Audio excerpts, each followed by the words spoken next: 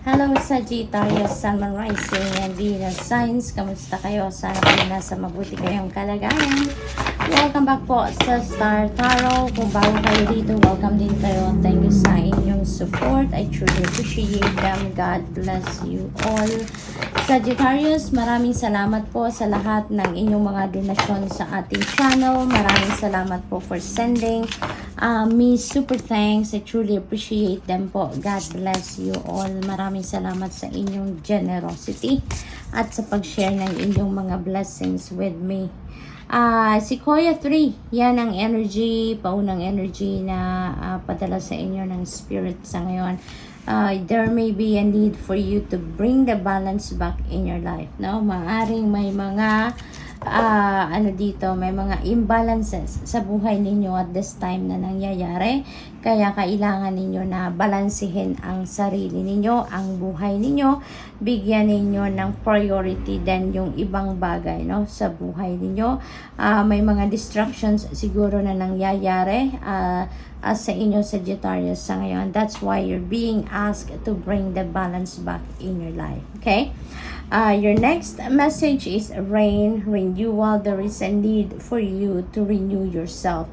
So most likely talaga parang siguro may cluttered kayo sa ngayon. Yung isip ninyo, yung damdamin ninyo, siguro magulo, siguro confused kayo. It's because maybe you're all over the place dahil you have so much on your plate. Ang dami ninyo sigurong kailangan gawin, ang daming naka-line up na gagawin ninyo, maraming task at hand, kumbaga ang iba sa inyo. That's why parang parang cluttered kayo, parang punong-puno ang isipan ninyo, maybe nalilito kayo kung ano na yung uunahin ninyo, yung multitasking, yung ganon. Kaya you need to renew yourself, you need to relax, you need to rejuvenate, to recuperate, no, mag-recharge kayo so that you can replenish the lost energy. And with that, mas maganda rin kung makakapag reflection mode kayo, introspection mode, so that you can also get back to your center. You can get back to your core. Okay? The oak tree, ancestors. Ayan. So, maybe you are connecting with your ancestors. Maybe, nagdadasal din kayo lagi sa kanila. Maaring humihingi din kayo ng gabay sa kanila. And maybe, through this card, no, through this energy, nagpaparamdam din sila sa inyo na yes, they heard your prayer, no, Sag. So tignan natin kung ano pa ang ganap for you.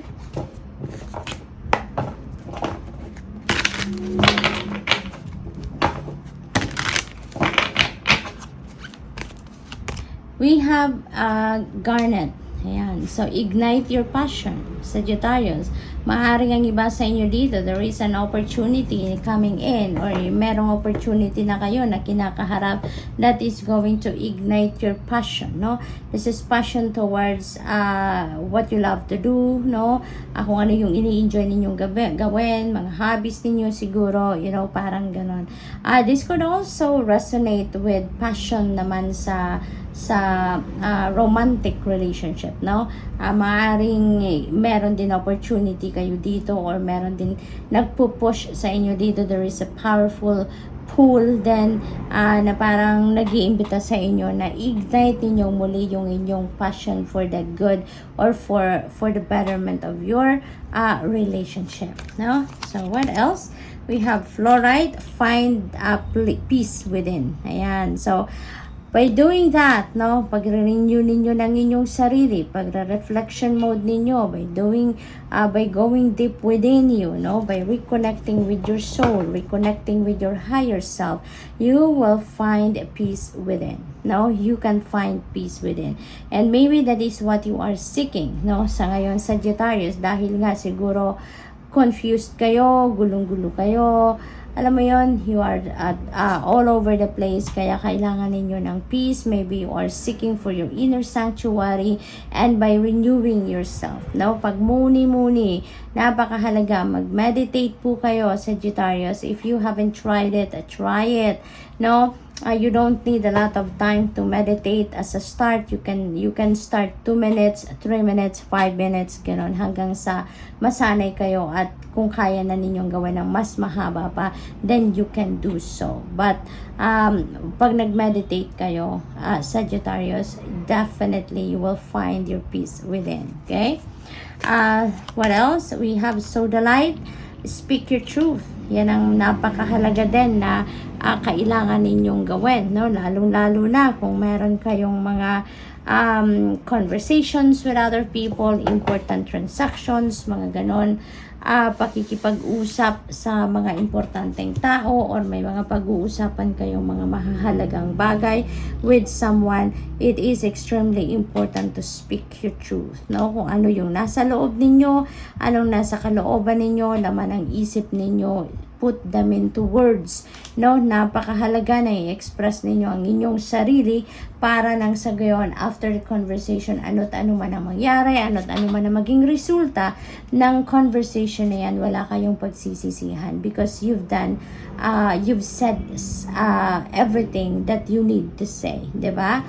Speak your truth, yan ang napakahalaga, no? Lagi, kahit sa daily, na pamumuhay natin, napakahalagang honest tayo sa sarili natin, na i-express natin kung ano ang dapat at kung ano ang nasa kalooban natin.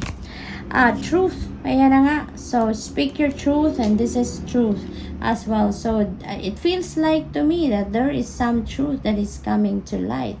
Maaring yan ay mga parte ng sarili ninyo na hindi pa ninyo nailalabas, parte ng sarili ninyo na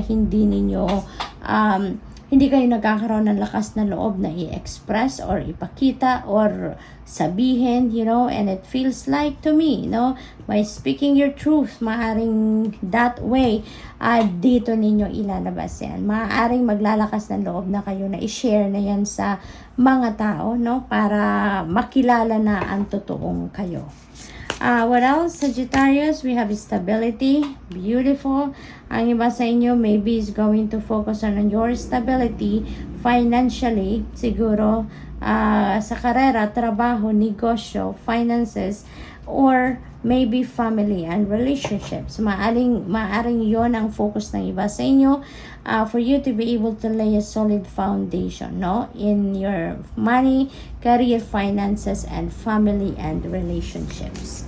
What else? We have courage. You may need to activate your courage and your inner strength for you to be able to speak your truth, Maaring doon kayo huhugot. Kailangan ninyo ngayon na lakasan ang inyong loob, tatagan ang inyong kalooban at this time, Sagittarius, because maybe ito yung requirement ng inyong sitwasyon sa ngayon, na kailangan mo nang sabihin, ilabas, i-express kung ano ang nasa loob ninyo, kung ano ang laman ng isipan ninyo. So, humugot kayo sa inyong courage and inner strength for you to be able to carry out whatever it is that you need to say, that you need to tell the people. Okay? So, Sag, that's all I have for you for today. Thank you for watching. Love and light. Namaste.